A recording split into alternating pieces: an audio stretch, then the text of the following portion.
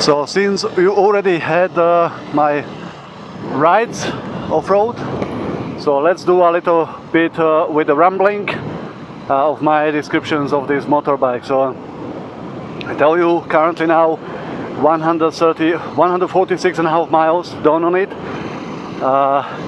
and I tell you this motorbike only confirms that it was the right choice. It keeps on impressing me more and more. It delivers what I expected and even more. Yeah, I didn't enjoy that I will have so much fun on the motorbike, and even the off-road that I have done today was a sketchy road, and in some bits I felt like on Tener definitely I would stop in some of the sections. I wouldn't be sure, but I should pull it through, and then it would be hard to move on. And here with the second gear and just a clutch, I didn't even have to feather clutch. Yeah, it was my fingers were ready on the clutch, but the motorbike was going like a tractor up the hill. So that was brilliant. Yeah. So yeah. So what I was rambling on before on the way here from Huddersfield. So just a little bit of background about myself here. So I'm just in the 40s, and around 3 years ago, in 2017, already 4 years ago, the midlife crisis came up to me, and I decided to fulfill my long last dream, which was having a motorbike. Once you have a house, you have a stable job, and you are getting worried, and you start thinking how to spice my life. My wife did not disapprove, because having a motorbike is better than having a lover. She was okay for me to do the motorbike license, even though obviously, are you sure you want it, and so on. I made the license on SV650, on SV600, yeah.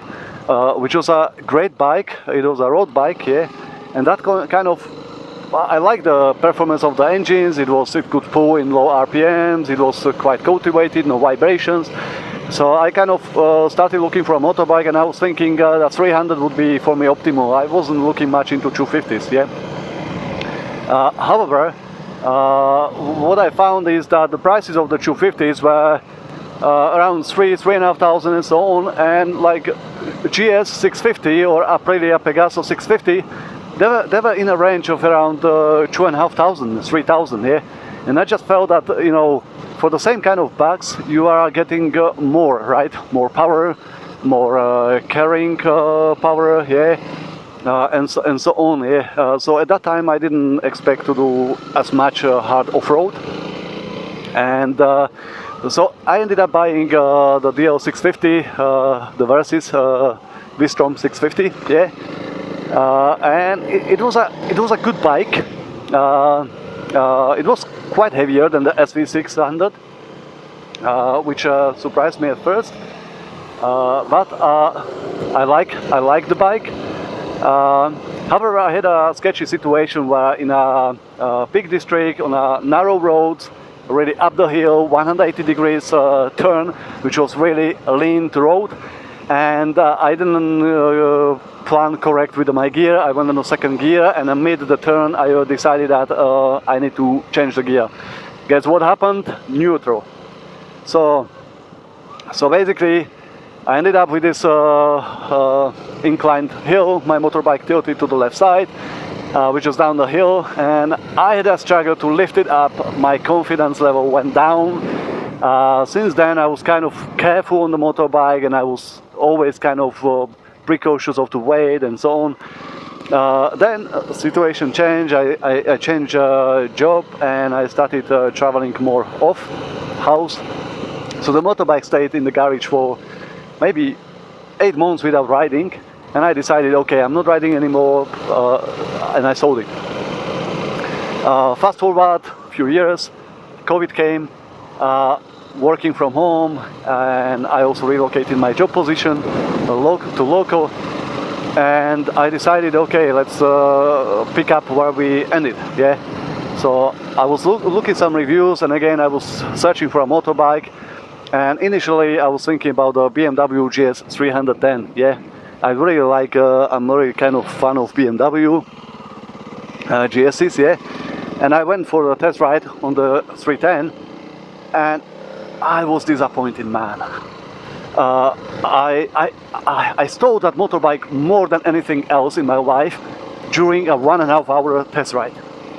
I knew that actually it doesn't have weight, counterbalance weight, and I knew that it will have impact on the overall torque in low RPMs. Yeah, but what I experienced did surprise me. I didn't expect that kind of clutch work. It was really feathering the clutch. I was spinning to higher RPM to have the power, and I even smell the clutch during my test ride, and that was few start stops in the city, and I decided, you know what, this is not for me. I cannot work with that. If 250s, 300s are like this, you know, I don't need one.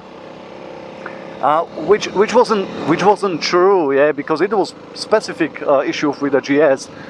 So I went down and I was looking for some adventure and off-roading and so on, and a lot of guys were really praising the Tener&e 660, and I like also the 700, but I thought, okay, let's go for the 660 and let's see. And I love that bike, yeah, I really loved it. I have seen plenty of videos on YouTube, reviews and people's opinions and so on, and the more I watched, the more I fell in love with that bike. I ended up, due to the COVID, there was no option for a test drive, so I ended up buying one on eBay. And when I went to pick it up at London, first impression, I saw it in the yard with all the side panniers, yeah, and the bar protections and everything. It was huge. I sat on it and I felt it. This is a beast, yeah. It's a big, huge, heavy beast. However, as I started riding, it did ride beautifully. Yeah, on the motorway, it did have 5 gears, so it was a little bit vibey. Yeah, but the power, the acceleration, the way how it was planted on the road was brilliant. Yeah, even when you went to the crosswinds and so on, the motorbike just was stable. Yeah, compared to the DL650, which kind of felt like driving on a jelly. Maybe that was particular mine, maybe other people are not experiencing it, but the Tener&e was like really like riding on a train. Yeah, it was planted on the rail. It was planted on the rail, and it did ride perfectly. You know what? Let's actually go a different way.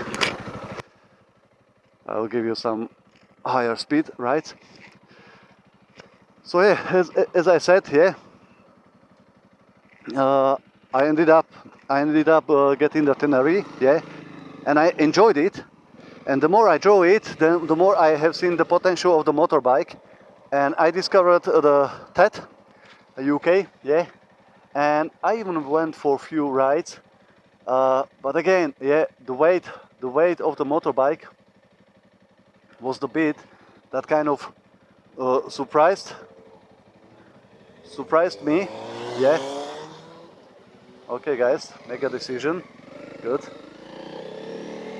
The weight of the motorbike was something that not surprised me, yeah, but I felt going on the TED.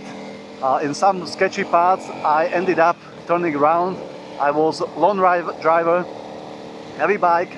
I dropped it in a sketchy area. Again, you know, I'm not weak, so I had no problems lifting the bike. But my kind of confidence in a hard terrain went down slightly. On the light terrain, it was perfect, planted. I didn't have any issues. But I knew that if I want to explore TED completely, I will come to some sections where I wouldn't be able to go on that motorbike. And that's when they announced this 300L, yeah. And it just felt for me like, yeah, that's it, yeah. It's a motorbike that can handle road, it can handle motorway, and it can handle off-road, yeah. In the state as it is, yeah.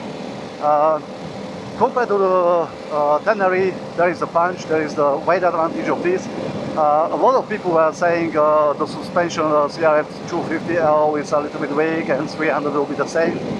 I'm 90 kilos, yeah, or 198 pounds or whatever, yeah. And I prefer the 90 kilos, sounds better. And basically you have just seen some terrain that I went through, yeah. And I don't see any need for me, for the current test ride, I don't see need for upgrading suspension. The same was with the Tenere, you know, a lot of people were commenting that it needs that it's soft suspension and it's changing and so on. I was riding on it, and for my riding the suspension was okay, yeah. Could be a little bit harder, but I couldn't complain about it. And hence I think compared to the Tenere, this gives me everything. The advantage is it's lighter, so I feel much more confident to go to sketchy parts of the terrain, sketchy tracks. I feel more confident to go and explore on the roads I haven't been before, because I know if I will come to a difficult situation, it's easier to turn it around, because the turning radius is definitely smaller without the extra fairing as the Tenere has. So turning radius is smaller. It's lighter. I can play with it.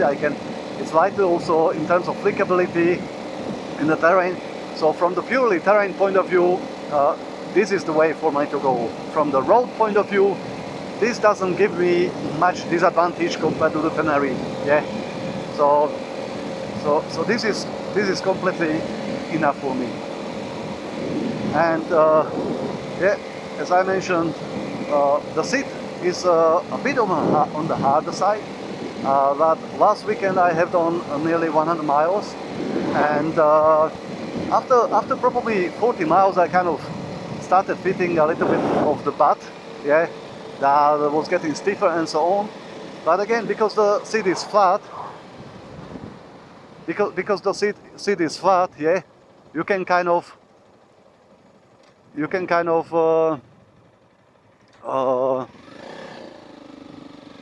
shift your weight within the seat, yeah, which is not bad, and it helps you to kind of reposition yourself, engage a little bit other area of your butt, and then there are the options like the comfort seat, yeah, and sheep skin and so on. So basically there are solutions to solve this issue, yeah, and they are quite elegant. They are fine. But so far, yeah, riding this motorbike, I enjoy it more than any other motorbike I have ridden.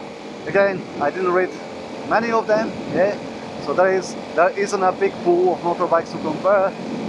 Mostly I have ridden adventure bikes, 600 plus range, yeah, but this definitely is something to enjoy. What I was also surprised is the stock tires, yeah. A lot of people, I have seen some brand new stock tires from 300L for sales and so on. People are swapping